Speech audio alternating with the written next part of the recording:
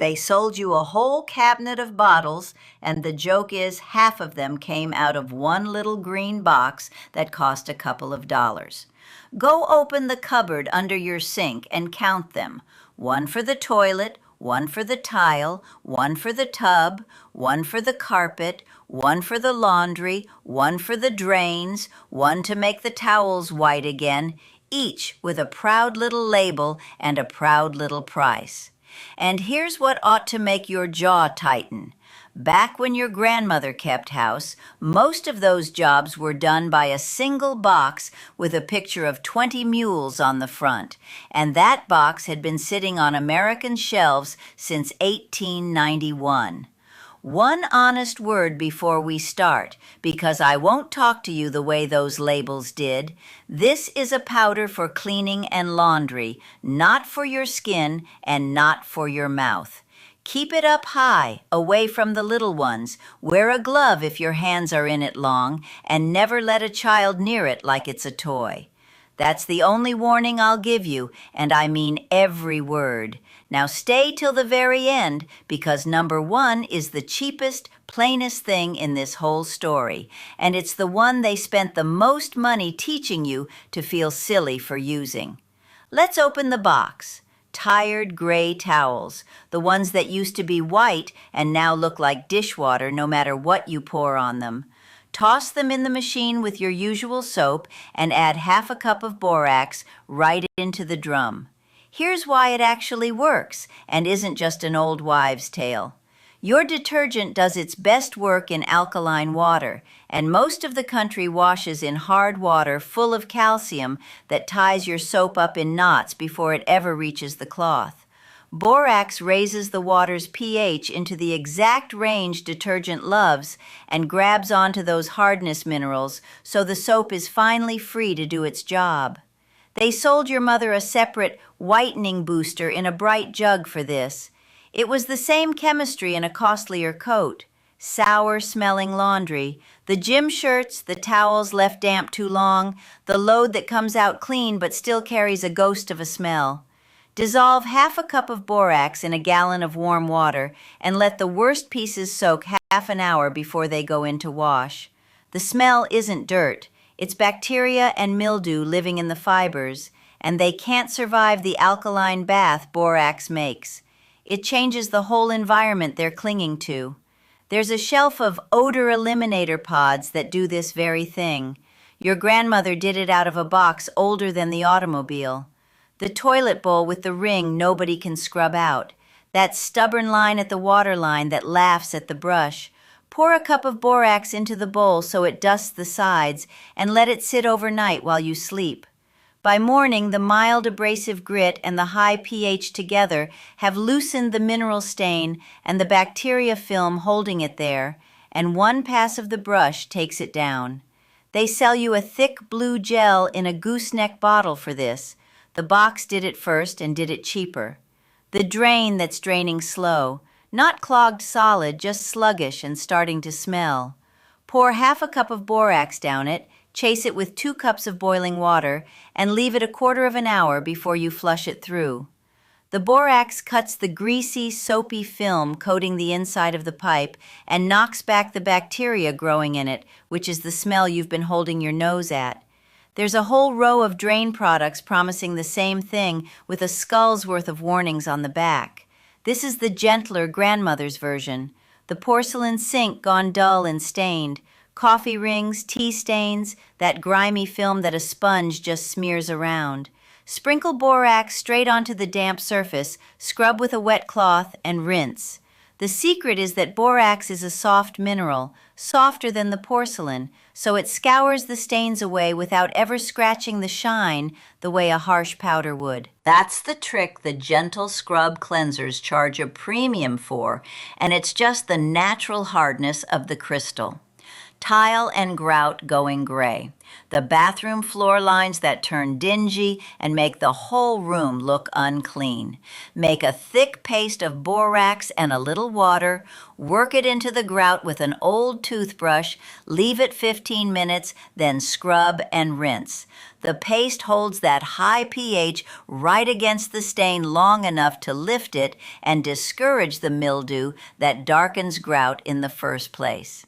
They sell a grout pin and a grout reviver for this now. A spoon of powder and a dead toothbrush did it for generations. The bathtub ring and soap scum.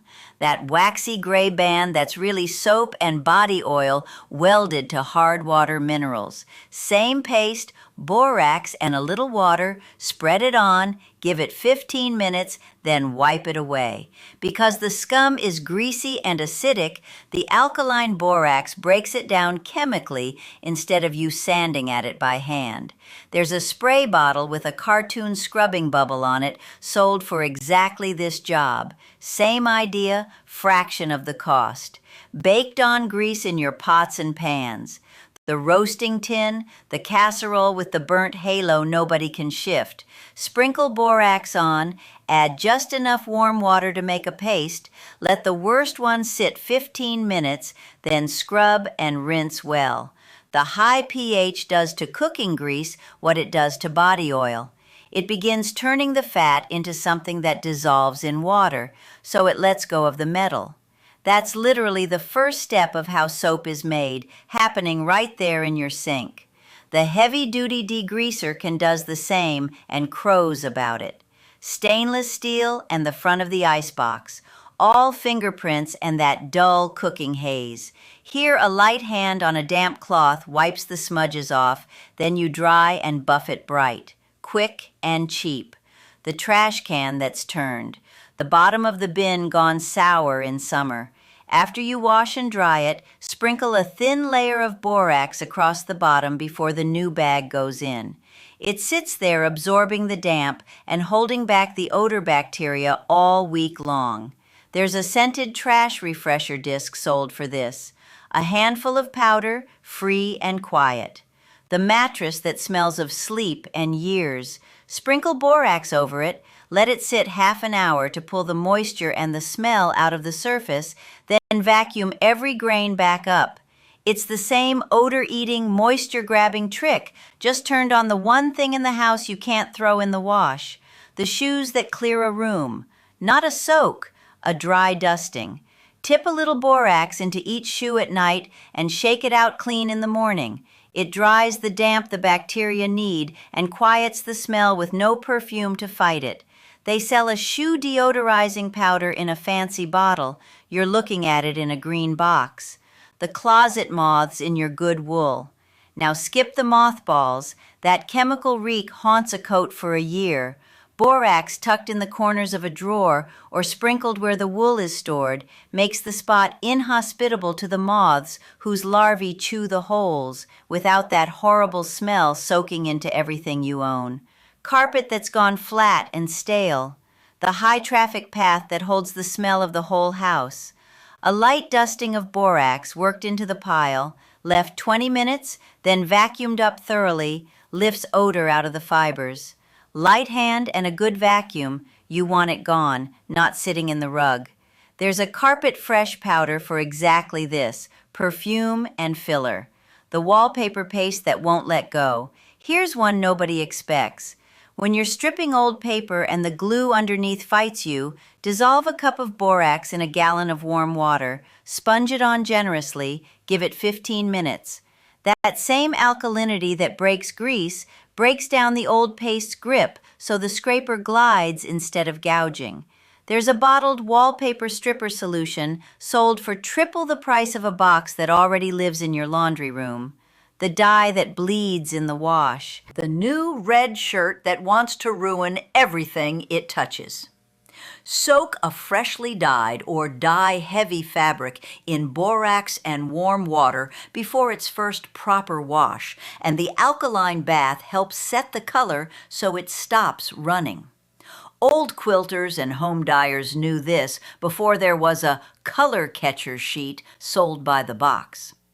The line of ants marching in. Now, here I have to talk to you plainly because the old recipe everyone passes around has a lie buried in it. People mix borax into sugar water as a bait and call it safe for children and pets. It is not. That sweet bait will poison a curious dog or a crawling baby just as surely as it kills the ants, and I won't put words in your grandmother's mouth that could hurt your family. What's honest is this. A dry line of borax along the outside threshold, the windowsill, the gap where they file in, is a barrier they won't cross. Used outside, up out of reach, away from anyone who might taste it. A deterrent at the door, not a sweet trap on the floor. The slugs in the garden. Same honest version. A thin line of dry borax along a bed's edge or a doorway keeps the soft-bodied slugs from crossing because it dries out their slick coating.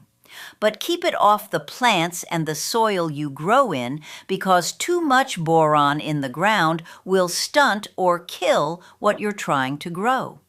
A line on the pavement, not a dusting on the dirt. The mildew creeping on the shower curtain. That black speckle that comes back no matter what. Wipe the curtain down with borax dissolved in warm water and let it dry before you hang it back. The alkaline film discourages the mold from settling in the damp folds again. There's an anti-mildew bathroom spray sold for this. Same job, older box. The tools rusting in the shed. Garden tools and barbecue tools that pit and rust over a damp winter. Wipe them with borax dissolved in warm water, dry them well, and store them with a little dusted in the box to drink up the humidity. By keeping the moisture and the acidity off the metal, it slows the oxidation that eats them. They sell rust prevention sprays and gun oil rags for this. A wipe and a sprinkle did it on the farm. The garden tools gone furry with mildew, the trowel left in the wet that's grown a green fuzz.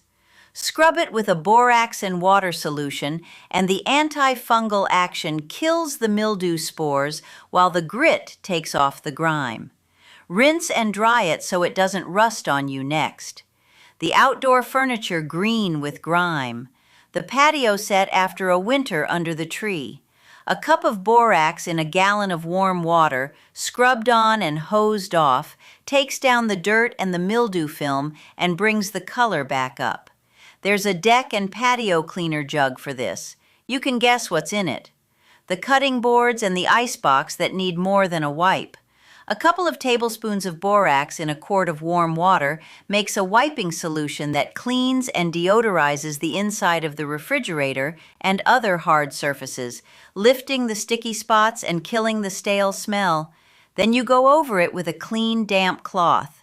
It's the same gentle, no-perfume clean that the spray bottles charge you $4 to reproduce. The flowers you want to keep forever. Here's a pretty one to end the cleaning on. Bury fresh blooms face down in a mix of borax and cornmeal in a sealed box. Leave them in a cool, dry place 10 days to 2 weeks, and the borax slowly draws every bit of moisture out of the petals so they dry, keeping their shape and color instead of going brown and limp. It's how your great-grandmother saved a wedding rose, and the craft store sells a flower-drying crystal today that's the very same idea. And before number 1, the story I owe you, the one the old recipe cards get dangerously wrong. For years, in kitchens all over the country, borax got passed around as a skin remedy and a soak. Soak your sore hands in it. Bathe in it to soften the water. Wash a child's things in it and trust it on their skin. And people weren't fools for believing it. It was on the shelf, it was natural, it had been in the house forever. Then the scientists looked harder, and they reversed it completely, and the law followed. We now know boron passes through the skin, and that over time, in enough quantity, it can harm fertility and harm a developing baby, which is exactly why Europe pulled it off the consumer shelves and why no one should be soaking in it or trusting it on a child's skin. There was even a case of a little girl who got real burns making slime with it day after day with her bare hands. So this is the one I will not tell you how to do, because the honest answer is you don't. Our grandmothers did it with the best they knew. The world went along for a while, and then everyone learned better. And the respectful thing is to learn better too. Use it for the laundry and the floors. Keep it off your skin and out of the bath. And now, number 1. The cheapest, plainest thing in this whole story, and the one they buried the deepest. It isn't a clever trick at all. It's the box itself. 1 box of plain borax, that single green box with the mules on it, on the shelf since 1891, quietly did the laundry, the towels, the toilet, the drains, the sink, the tub, the tile, the pots, the trash, the mattress, the carpet, the furniture, and a dozen things besides. Before there was an aisle, there was 1 box in nearly every laundry room in the country, and people simply reached for it. And that, right there, is the whole game they ran on you. They took the one cheap, honest thing that quietly did 20 jobs, and they split it into 20 bright bottles with 20 different names and 20 different markups. A tile spray, a tub spray, a drain gel, a laundry booster, a carpet fresh.